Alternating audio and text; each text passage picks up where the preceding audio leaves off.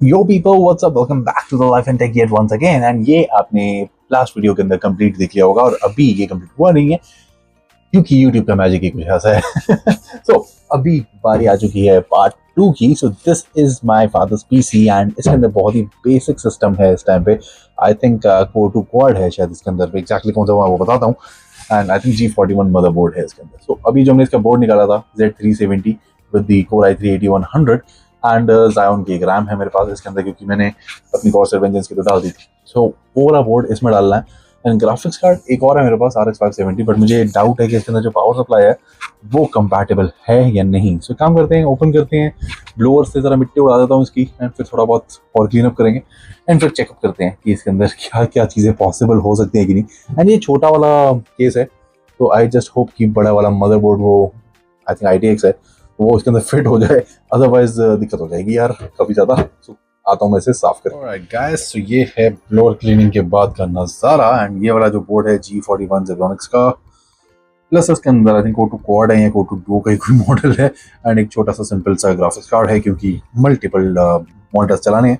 DDR3 RAM है, I think 4 GB होगी। तो ये बोर्ड निकालना है एंड अपना Z370 डालना है इसमें। तो हार्ड ड्राइव तो ये रहेगी, हार्ड ड्राइव अपनी SSD। एंड अब ये देखना है इसके अंदर प्लस 12 वोल्ट पे है 17 खाली, नहीं 17 and 17 34, but I think so इसके अंदर 4 पिन है, नीड 8 पिन। तो GPU बड़ा वाला तो नहीं डाल पाऊंगा, उसमें 8 पिन डलता है, that is the thing, 8 pin. ये खोलते हैं, सेट रखते हैं। इट इज स्टिल वर्किंग दो, किसी और से सेटअप में यूज कर रहा हूँ। एक्चुअली गाइस बोर्ड का जो साइज डिफरेंस है ना, वो तो काफ़ी ज़्यादा नोटिसेबल है। नोटिस करो, डबल से भी ज़्यादा बड़ा है वो वाला। But I seriously have doubts इस केस में ये फिट होगा कि नहीं, क्योंकि केस छोटा लिया था ये, क्योंकि वहाँ पे स्पेस कंस्ट्रेंट्स हैं। लेट्स सी, नहीं तो एक और केस है मेरे पास, देखते हैं इस छोटे से पिद्दे से केस में ये फिट हो पाता है कि नहीं। बहुत डिफिकल्ट लग रहा है, बिल्कुल भी उम्मीद नहीं थी गाइस, बट नज़ारा कुछ ऐसा देखने को मिल रहा है। पूरा पूरा नोटिस करो, चारों तरफ से ये भाई साहब जी पूरा फुल टू फुल जगह ली है इसने। अब देखते हैं, अभी सारी वायर्स को मैंने बाहर निकाला है, जो जो इम्पोर्टेंट है वो तो पहले लगाता हूँ, फिर देखते हैं। इस पर्टिकुलर बोर्ड में और इस केस में यहाँ पर केबल मैनेजमेंट का कोई स्कोप नहीं है, जैसे कि यहाँ पे है। यहाँ पे it is looking much much cleaner, but यहाँ तो इम्पॉसिबल है, जगह ही नहीं है यार, कहाँ से पॉसिबिलिटी आएगी। इतनी मोटी मोटी तारें हैं, प्लस बोर्ड ओवर साइज है, एंड मैंने ही इसको यूटिलाइज नहीं किया, तो पापा क्या ही करेंगे। एंड मैं आप सबको यही सजेस्ट करूँगा गाइस, जितनी रिक्वायरमेंट हो ना उतना ही लेना, जैसे कि मैंने इस बार ही किया है, जितनी रिक्वायरमेंट है उतना ही लिया है। आई होप सो आगे रिक्वायरमेंट ना आए। एंड जैसे इसके अंदर 2 ग्राफिक्स कार्ड लगने की जगह है, 4 रैम स्लॉट्स हैं, तो there are lot of things, but utilization नहीं है ना। M.2 के भी 2 स्लॉट्स थे, PCI 1X के भी स्लॉट्स थे, मतलब कुछ ही था यार, इट्स लाइक क्रेजी। ऑलराइट, तो यहाँ पे आप साइज डिफरेंस नोटिस कर ही सकते हो, how small this particular case is. And ये एक्चुअली उम्मीद नहीं थी ये वाला मदरबोर्ड इसमें फिट होगा, बट पूरी 100% स्पेस इसने यूज कर ली है। एंड इसके अलावा SSD तो यहाँ नीचे ही थी, तो कोई इतना मैटर नहीं है। तो मैंने इसकी वायरिंग कनेक्ट कर दी है, जरा ऑन करते हैं इसे, लेट्स सी कि if you have a display. पहले मॉनिटर ऑन करूंगा, देन इसका बटन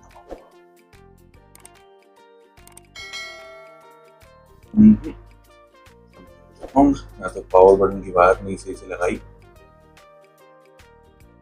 नहीं आ रहा। तो पावर बटन की वायर देखते हैं, फिर ऑन करते हैं। ऑलराइट गाइस, तो मुझे प्रॉब्लम का तो पता चल चुका है। अब यहाँ पे आप नोटिस करो, आपको शायद माड़ा मोटा कुछ ना कुछ डिफरेंस दिख रहा होगा, नहीं दिख रहा होगा तो वो भी मैं आपको बता देता हूँ, वेट फॉर इट। ऑलराइट, तो ये गाइस इसमें मैंने रैम डाली थी, ये मेरी पहले वाले सिस्टम की मतलब यूज रैम है, लेकिन मैंने इसको बहुत संभाल के रखा हुआ था, चालू रखा था, बट ये अनफॉर्चुनेटली चल नहीं रही है। एंड मैंने अपने इस वाले सिस्टम की रैम निकाल के इसमें डाली है। आप नोटिस करो यहाँ पे Corsair Vengeance आपको दिख जाएगा, देयर वी गो। एंड इससे मुझे प्रॉपर डिस्प्ले मिल रहा है and it is working absolutely fine. And जो प्रॉब्लम्स थी इसके अंदर वो मैं सॉर्टेड कर दिया, मैंने इसको पूरा का पूरा रीसेट कर दिया and it is now working absolutely good. कहीं पर भी कोई दिक्कत नहीं है, इंस्टेंटली सारी चीज़ें खुल रही हैं, सब कुछ देखो, स्पीड भी फर्स्ट क्लास आ रही है इसके अंदर, कोई इशू नहीं। तो that is the thing guys. अब मैंने एक्चुअली, मैं आपको अगर अपनी शक्ल दिखाऊं, तो चेंजेस दिख रहे होंगे ना, ये नेक्स्ट डे आ चुका है। एंड ये जो प्रॉब्लम को मुझे पता चला, तो I already placed an order for a brand new RAM and this is the brand new RAM. EVM की मुझे प्राइस भी ठीक मिला, प्लस इस पे बड़ा बड़ा लिखी हुई एक चीज 10-year warranty, 10-year warranty which is amazing, right?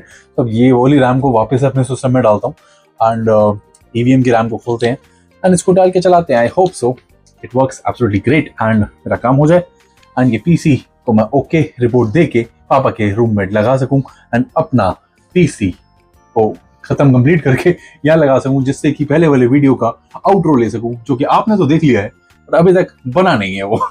Cool है ना? How freaking cool is that?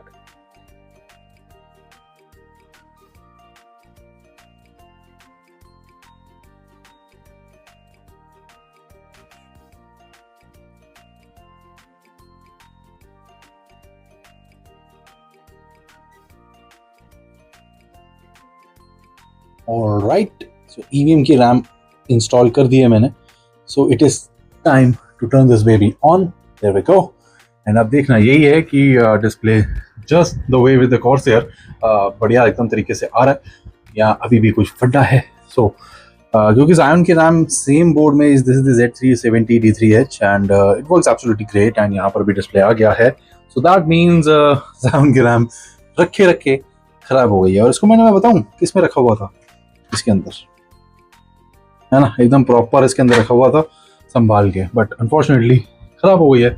So it works absolutely great. So हमारा इशू जो था वो रैम का ही था एंड अब ये 1500 रुपए के आसपास मेरे लगे हैं इस पर्टिकुलर EVM की रैम में एंड ठीक है, काम हो गया अपना. स्पीड देखनी है अभी कितनी, अभी ये आया है स्पीड तो रिमाइंड में रिलीज करें या ठीक है. सो जब देखें जरा टास्क मैनेजर में मेमोरी, अरे इसकी स्पीड तो फुल आ रही है, स्पीड 3200 मेगाहर्ट्ज आ रही है यार. कॉर्सेर की नहीं आती. कॉर्सेर की मैंने इवन XMP प्रोफाइल भी ऑन करता हूँ ना, तब भी वो XMP प्रोफाइल तो ऑन होने के बाद तो क्रैश हो जाता है system.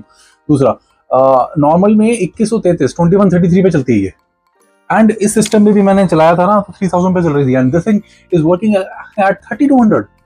That is super duper impressive यार.